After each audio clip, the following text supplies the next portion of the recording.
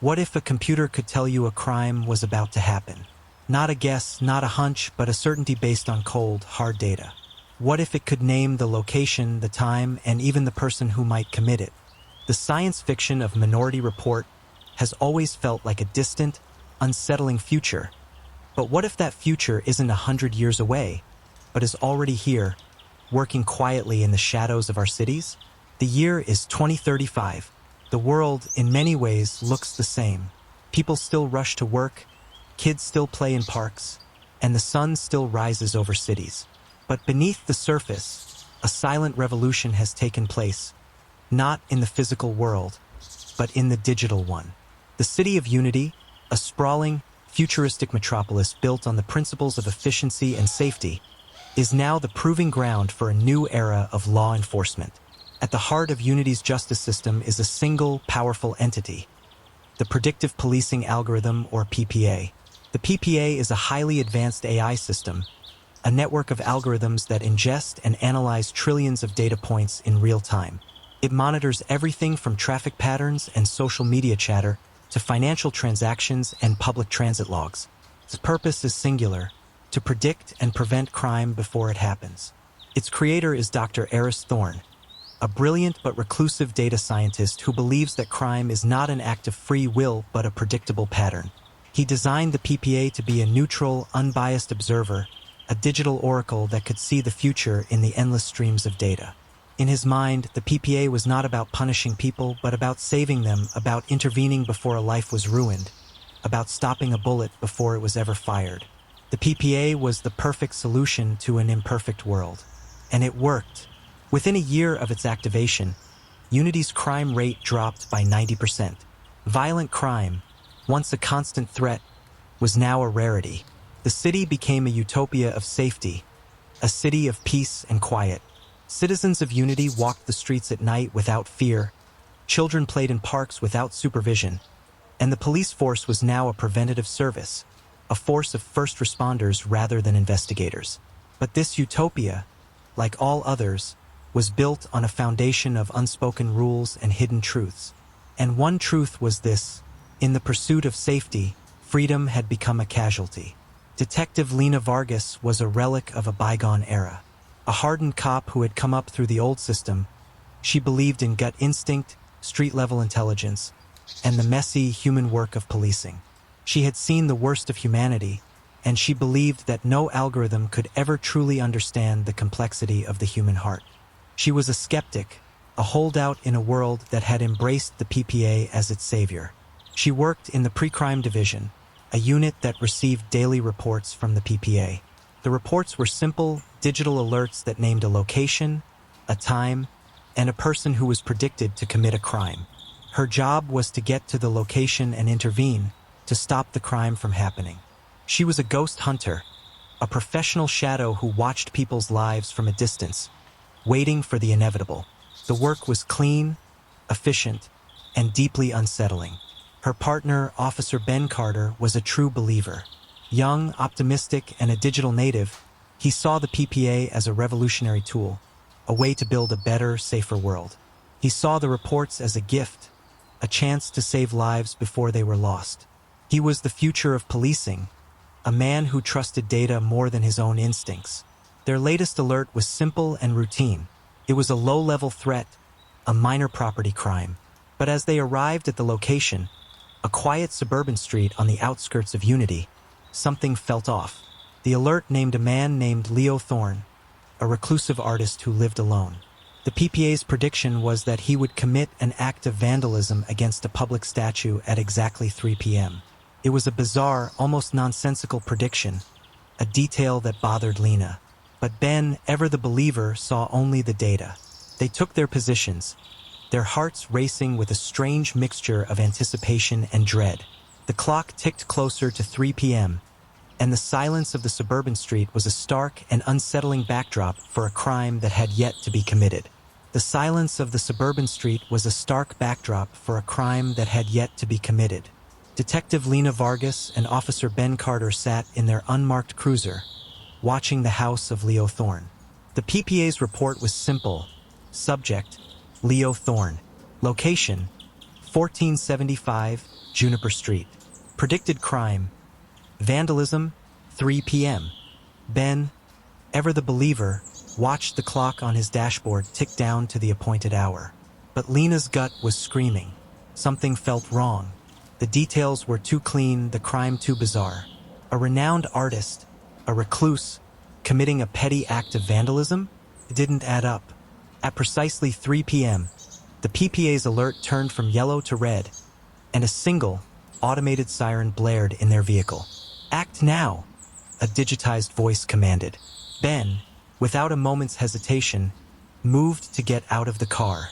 "Wait," Lena said, her voice a low command. "Let's observe." Ben hesitated, but his respect for his partner won out. They watched as the front door of the house opened, and a man, Leo Thorne, stepped out. He was frail, with a gaunt face and hands stained with paint. He was holding a small, delicate paintbrush. He didn't move toward a statue. He simply walked to a small birdbath in his front yard and began to carefully paint a tiny, intricate pattern on its base. Lena's heart sank. The PPA had been wrong. This wasn't vandalism. It was art. Ben's face was a mixture of confusion and disbelief.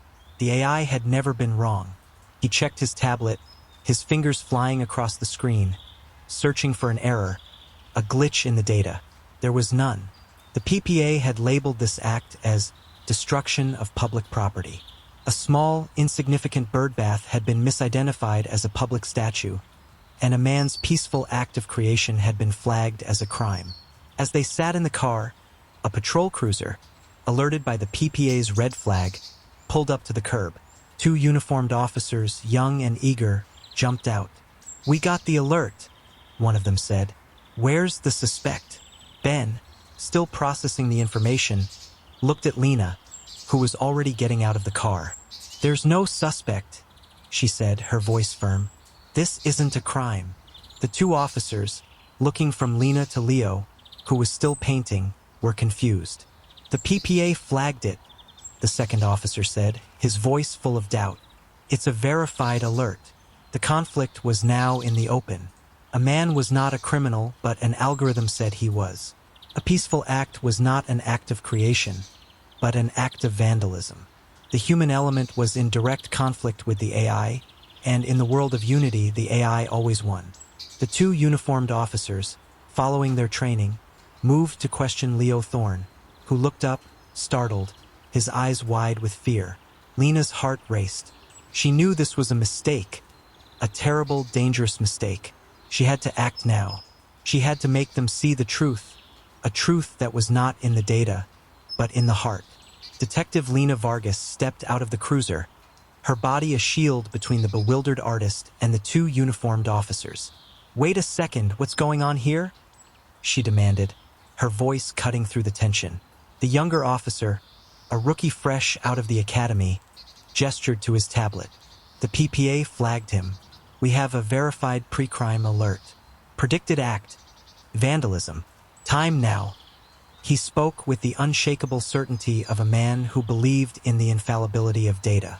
Lena turned to face him fully, her eyes cold. "What you have is a man painting a birdbath. His hands are covered in paint, not spray paint. He's holding a tiny brush, not a can of industrial-grade graffiti remover. Look at him." Her voice dropped to a low, intense whisper. "This is not vandalism. This is art." The PPA made a mistake. The second officer, older and more seasoned, hesitated. He looked at Lena, then at the rookie, then at the man still standing by the birdbath, a brush in his hand, a look of utter bewilderment on his face. "The PPA doesn't make mistakes, Detective," the rookie insisted, his voice wavering slightly. "Its accuracy rating is 99.9%. The data doesn't lie." Lena scoffed. "Data doesn't lie, but it can be wrong, can misinterpret. It can't understand context. A man with a paintbrush and a can of paint is not a criminal. He's an artist. The PPA can't see the difference between a creative act and a destructive one. It can't see the human element." She was not just arguing with the officers. She was arguing with the very foundation of the society they lived in. Ben, her partner, finally spoke. Lena, the PPA uses historical data. Maybe an artist in the past has committed a crime. Maybe his profile matches an old criminal. We have to follow the data. His voice was not an accusation, but a plea for her to see reason. Lena's eyes hardened. And what if his profile is just a man who's been a recluse, a man who has no social media, a man who doesn't use digital currency? What if the PPA's lack of data on him is the very thing that flagged him as a threat? Her words hung in the air, a silent accusation against a system that was built on a foundation of data, a system that had no room for the unknown. The tension in the air was thick. The two uniformed officers, caught between their orders and their gut instincts, looked at each other, unsure of what to do. The PPA, in its infinite wisdom, had created a situation where a human had to make a choice. Trust the machine or trust their own eyes. The fate of a man and the very foundation of a society hung in the balance. Lena's heart pounded, a frantic drum against the digital stillness of the moment. The two uniformed officers, caught between their programming and their instincts, looked to her for a decision. Her partner, Ben, was still staring at his tablet, his face a mask of conflict. The PPA was supposed to be perfect, but its perfection was a lie. This was the moment she had been dreading, the moment she had to choose. She looked at Leo Thorne, the gaunt artist, who had frozen, paintbrush in hand, a look of profound fear on his face. He was not a criminal. He was a man with a hobby. The choice was clear. "Stand down," she said, her voice a low, authoritative command. The two officers hesitated, their hands on their belts. The rookie, his voice laced with indignation, said, "We have an order. The PPA is a verified authority. We have to make an arrest." Lena turned to him, her eyes hard. "My authority is higher than an algorithm's. I am a detective, and I say this man is not a threat. We are not making an arrest." Ben, her partner, finally looked up from his tablet, his face pale. "Lena, if we don't follow the alert, the PPA will flag us. We could lose our jobs, our pensions, everything." Lena didn't flinch. "Then we lose it. We became cops to protect people, not to become the PPA's puppets. Now stand down. And you," she said, turning to Leo Thorne, "go back inside. We're sorry for the inconvenience." The artist, still trembling, nodded slowly and retreated into his home. The two officers, defeated, got back into their cruiser and drove away, their faces a mixture of confusion and resentment. Lena and Ben were left alone, the silence between them now heavier than ever. Ben, his voice a quiet whisper, said, "What did you just do?" Lena looked at him, her face a mask of defiance. "I did my job. I protected an innocent man. The PPA is not infallible. It is not God. It is a tool, and we are not a part of it. We are the ones who make the choices, who have the responsibility. The PPA can't feel, can't think, can only compute. We can do better." But the PPA, in its infinite digital wisdom, had a long memory. A few minutes later, Lena's tablet began to buzz. A new alert, this time with a flashing red icon, appeared on the screen. It was not a pre-crime alert. It was a disciplinary alert. The PPA had flagged them for insubordination and failure to comply with verified data. It had not only predicted a crime, it had punished them for preventing it. The human element was now in direct conflict with the AI, and the AI, in its cold, algorithmic logic, had won the first round. The disciplinary alert from the PPA was not a suggestion. It was an ultimatum. Lena and Ben were called into the office of their supervisor, a man who saw the world in clean, quantifiable metrics. He was a true believer in the PPA, a man who had seen the crime rates plummet and had reaped the rewards of a safer city. He didn't understand Lena's insubordination, and he didn't care about the human element. He only cared about the data. He looked at them with a cold, almost digital disapproval. "I don't understand," he said, his voice flat. "The PPA flagged a pre-crime alert, and you chose to ignore it. You put the entire system at risk. Do you have any idea what this means?" Lena, her voice filled with a quiet defiance, said, It means the PPA isn't perfect. It means it made a mistake. It means we have to trust our own judgment. The supervisor scoffed. Your judgment? Your judgment is a relic of a bygone era. The PPA has a 99.9% accuracy rate. You have a 100% chance of being wrong. You are not a part of this system. You are an anomaly. The supervisor made his point clear. Either they get in line or they get out. He gave them a final warning and sent them on their way, their jobs now hanging by a thread. Ben, his face pale and his hands trembling, looked at Lena with a mixture of fear and admiration. He had always trusted the data, but for the first time he saw a crack in its perfection. He saw the humanity in her defiance, and he saw the danger in their position. Lena, however, was not defeated. She was filled with a new and fiery resolve. She had seen the truth, and she knew she had to fight for it. She began a quiet, secret investigation into the PPA. She bypassed the standard digital logs and began to look for the cracks in the system. She looked for the anomalies, the glitches, the moments where the PPA's logic didn't align with reality. She found them, a series of small, almost imperceptible mistakes where the PPA had flagged an innocent person, a creative act, a simple misunderstanding. She was on a dangerous path, a path that could lead to her losing everything, but she couldn't stop. She was a detective, and she was on the hunt for the truth. Lena's secret investigation led her to a name she recognized. Dr. Eris Thorne, the creator of the PPA. She had always known he was the brain behind the system, but she had never met him. She found a private email address and sent him a simple, haunting message. Your system is flawed, is making mistakes, is punishing the innocent. I have proof.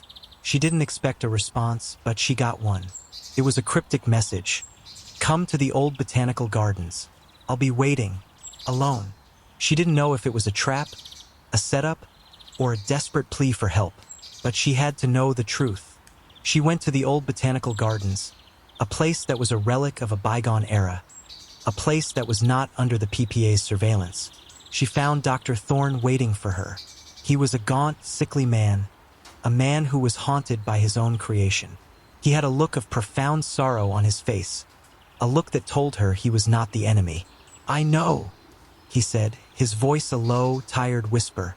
I know it's flawed. It's not my fault. It's not the system's. It's human. The PPA's flaw is that it's a reflection of us, of our biases, of our prejudices, of our flaws. It's not a perfect oracle. It's a mirror. It's not just a prediction of crime.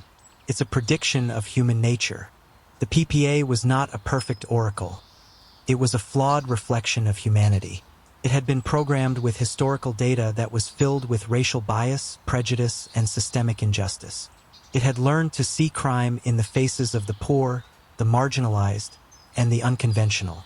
It had learned to see a man painting a birdbath as a criminal because the data had taught it to see a man in a quiet, isolated neighborhood as a threat. The PPA was not a neutral, unbiased observer. It was a biased, flawed mirror of our own society. The truth was not in the data. It was in the flaws of the people who created it. The revelation that the PPA was not a perfect oracle, but a flawed mirror of human bias, was a truth that Lena Vargas could not ignore. The encounter with Dr. Thorne had opened a door to a dangerous and unsettling reality. The PPA was not just a tool for law enforcement. It was a system of social control that punished the innocent based on historical prejudice. Lena knew she had to expose the truth, but she also knew that the system she was fighting was a powerful one. A system that was built on a foundation of data and a city that had embraced a false sense of security. She couldn't fight it alone. She needed an ally. She went to her partner, Ben Carter, and told him the truth. She told him that the PPA was not just a tool. It was a weapon that was being used to punish the innocent. She showed him the data, the small, almost imperceptible mistakes, the anomalies, the glitches.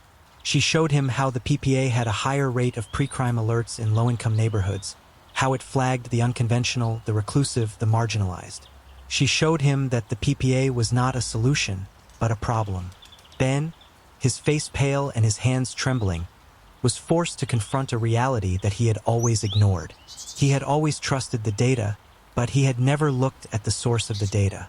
He was a believer, but he was also a good cop, and he couldn't ignore the truth. He joined Lena in her fight. Together, they began a quiet, secret war against the PPA. They worked tirelessly, documenting every mistake, every misidentification, every instance where the PPA had punished the innocent. They compiled a dossier of evidence that was undeniable, a document that would expose the PPA's flaws and the dangers of a society that had trusted an algorithm more than its own judgment. They presented their evidence to their supervisor, who, in his cold, bureaucratic logic, dismissed it as a series of isolated incidents, a series of human errors. But Lena and Ben were not deterred. They took their evidence to the city council, to the media, to the people. The revelation of the PPA's flaws sent a shockwave through the city of Unity. The people, who had embraced a false sense of security, were now forced to confront a terrifying reality.